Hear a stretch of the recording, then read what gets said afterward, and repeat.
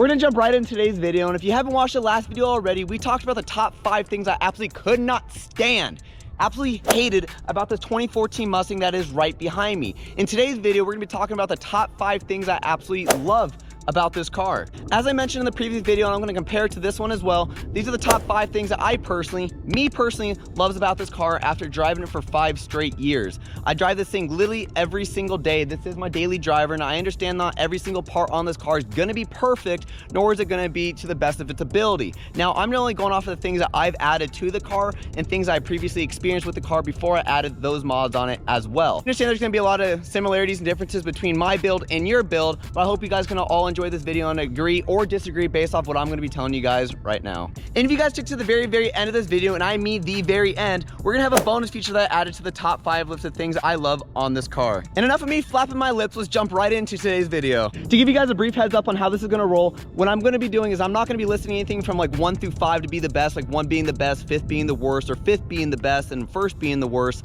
That sounded really confusing, but if you caught on, you know what I'm talking about. So I'm not gonna do any sort of order, anything like that. It's just mainly me just listing things as I go, and if you guys agree to it, you do. If you don't, oh well. So the very first thing we're gonna be talking about with the 2014 Mustang is the aftermarket accessories that you could add to this car. There is so many different options that you could do when adding stuff to this car, from rims to splitters to grills to side skirts to spoilers, you name it. The list can go on and on. And that's one thing I absolutely love about Ford and just the Mustangs in general, is that you could do so many different things with a variety of different brands that you cannot really do in a lot of other vehicles. I mean, yes, there are vehicles out there that you can add a variety of different parts out there, but one great thing about the Mustang though is you could add so many different features on here to make it in your own unique way, where not every single Mustang is the same. Now, I understand that a lot of Mustangs can look the same or do look the same if you have different parts on there that add a little bit more spice to your builds and make it a little bit different than compared to the rest of the other Mustangs that are out there in the world. And one thing I do like about this though is that each model year Mustang is somewhat different from the last one. So where you have, for example, from the 05 to 2014,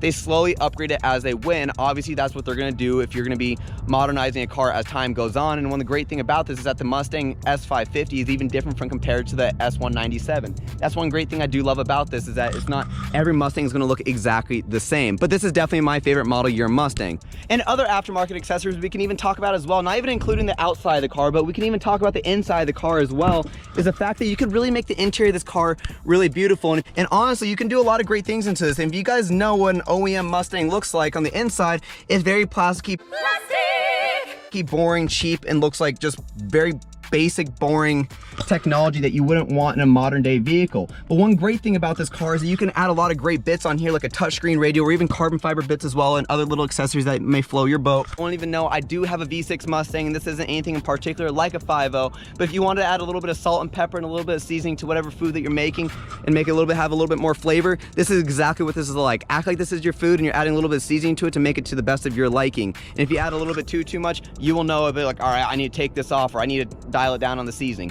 It's just like that. You're adding a little bit of flavor to your food, and this is adding a little bit of flavor to your build.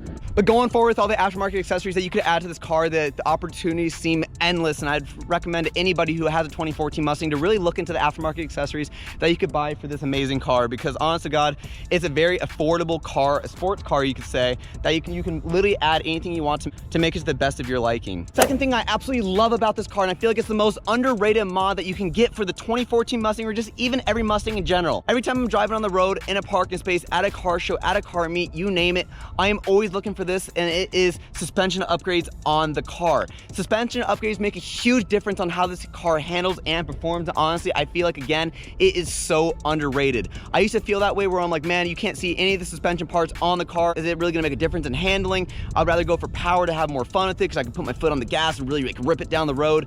No, none of that. Honestly, I was so completely undermined to the fact where I'm like, wow, the moment I did add suspension parts on the car, I was blown away by how well it did handle and perform. When I started adding stuff bit by bit by bit, from coilovers to sway bars to lower control arms to strut tower braces, you name it, the car really started to grasp within itself and start handling the way that I wanted it to. And to the point where I didn't have to have a lot of power to really even enjoy driving this car.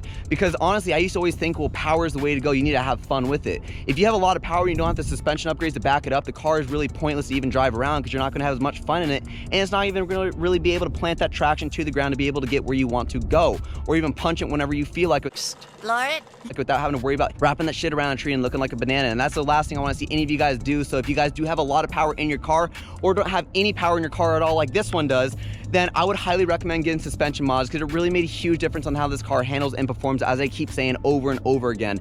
And like honestly, it's probably one of my favorite things, if not my favorite thing that I added to this car. And I'm so glad I listened to some of my friends that said jump into suspension mods. You will not regret it. And honestly, they're right. I could take corners, nice hard turn without feeling really any body roll at all. And I'm not even done yet adding all the suspension parts that are on the car. So again, I feel like with suspension mods, it doesn't give you just great handling or just great performance overall on the car. It also gives you confirmation as well that your suspension parts are not going to go bad on you in the future. And all you're doing is just replacing OEM parts and putting better ones on there, and your car is going to last a lot longer with a brand new suspension parts. Because as with any car, over time, when you start adding parts on, when you don't add parts on your car and you don't fix whatever you have going on, your car's going to start getting that wear and tear on it, and it's just not going to work as good as when you first got it from factory. And when you add these upgraded OEM parts, you're going to last a lot longer with a lot of more upgraded parts to it, and it's also going to work a lot better than the OEM parts. Or am I really even going to feel a difference? Is it even worth it? Yes, yes, yes, yes, 100% yes. I'm even at 110% yes. And the only reason why I'm saying that is because it really, really made a difference on the car. If anybody's looking to add anything on their car and really want to make a huge difference on how the car feels, I highly recommend getting suspension parts for this car. The third thing I absolutely love, wait, am I on the third point? The third point that I absolutely love about this car, and I love how it came from factory like this, and I'm so glad that the 2014 model did come with this, because I realized the other models beforehand never came with this option, is the LED taillights that are on the car. This is probably one of my favorite features on the car, but it's the most pain in the ass in my opinion. And the only reason why I feel like it is a pain in the ass is the fact that when one of the lights does go out, you're screwed. You have to replace the entire taillight. You can't just replace a bulb, and it's all nice and dandy, and you can just go along with your day. If you blew out one of those taillights, look at spending a good $300 to $600 for the pair or even just a single one. That's the only downside about this car, and luckily I haven't had to experience anything like that. But I did have water go in the back end of the taillight at one point, and ended up causing this whole section right here to like fade off, and it was like all shining nice and bright with the exception of right here. So that's another reason why I did this like tape mod over here with the electrical tape, and actually kept it on there just for the fact it kind of looked good at night. And so I ended up leaving it like that because it made it look a little bit different than the average Mustang that was on the road. But that whole section out there, right there on the taillight, was completely blown out, and I didn't know why. And it actually took like 3 to 4 months for it to come back just out of nowhere randomly. And I sealed that hole really quick, and I haven't had any issues since. But that's one of my favorite things about this car is the LED taillights in the rear end of this car, because it seems like modern cars these days have a lot of LED accessories. I'm a big fan of LEDs, and if you guys have already caught the hint already with the interior lights on the car, with the LEDs I have going on in here as well, with the LEDs up top, and then the LCD screen with the LCD lights inside, and even in the cup holders as well, you will know that I'm a big fan of LEDs. And I even added this on the car that I actually wanted to show into this video as well, is the turn signal lights on here. Ew. I made sure that I added those white just for the fact that I'm a big fan of white lights. I cannot stand yellow lights, orange lights, anything like that. And a lot of you guys might be saying, that's illegal, you're not supposed to do that, blah, blah. I did my homework, I made sure I did my research, and I made sure that in the state of Las Vegas.